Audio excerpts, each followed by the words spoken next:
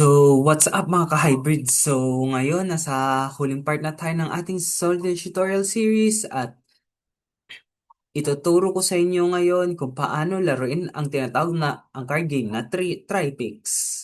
So, naalala niyo pa ba kung paano maglaro ng solitaire? Yung basic, yung kauna-unahang laro natin?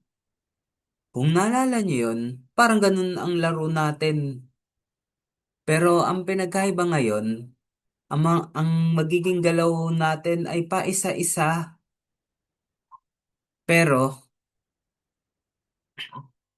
the signs doesn't matter. Ang mahalaga kasi sa maging galawan natin mamaya, papakita ko sa inyo na ang pakialam natin ay magbilang ng pataas at pababa. From 0 to 13 and or vice versa. Spaghetti pataas, spaghetti pababa. Mararanasan yan sa larong ito. So, to, para sabihin na natin ng steps, so step 1 ng Tripix ay sundan ang setup na nakikita ninyo sa board. Siguro may na bilangin natin kung ilan yung nasa face up. Face, so ang nasa board, may 18 cards na nakatago. Tas ang fourth row sa pinakabungad ay mayroong 10. 6, 12, 18 plus 10, ba 28 cards din. Ang tanong lang, isang deck lang kaya yung barahan na gagamit, magagamit dito? Palagay ko.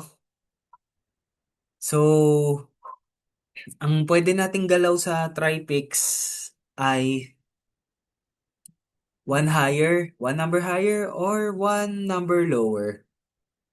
Tapos, laging mas mataas ang alas kesa sa king. Pero mas mababa ang alas sa dos. Ganun ang basic rules ng Tripix. So, kung naintindihan natin ang mechanism ng laro, teka, bago lahat yun, naintindihan nyo ba? Talaga? Sigurado? Kung sakali hindi nyo siya naintindihan, pwede kayong magtanong sa chat box or pwede nyong email yung hybriddoorman@gmail.com na siyang pinaka-admin ng channel ko. So, let's get started sa sample problem natin. So, ayan, may nakikita kayo. Pe- Pero, pero bago tayo mag-deal, tandaan nyo, tatlong beses nyo lang makakalkal yung deck natin sa ilalim for the whole board. Ito yung board na sinasabi ko sa inyo, yung buong interface na nakikita nyo ngayon sa screen. So, let's get started. Mabilis lang to. 6. Ba, parang highway lang ah. Highway driving. Ah,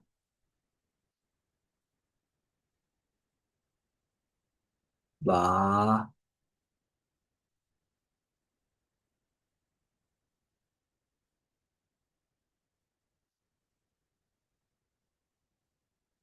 Wow.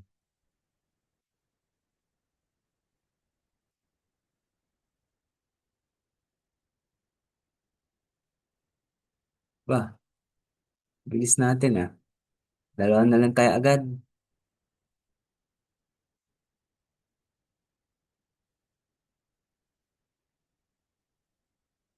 Yes! So, that's it for our sample. So, nadalian ba kayo sa laro natin? So, kung nadalian kayo, so maraming salamat sa pagsubaybay sa ating tutorial session. So, see you sa next vlog.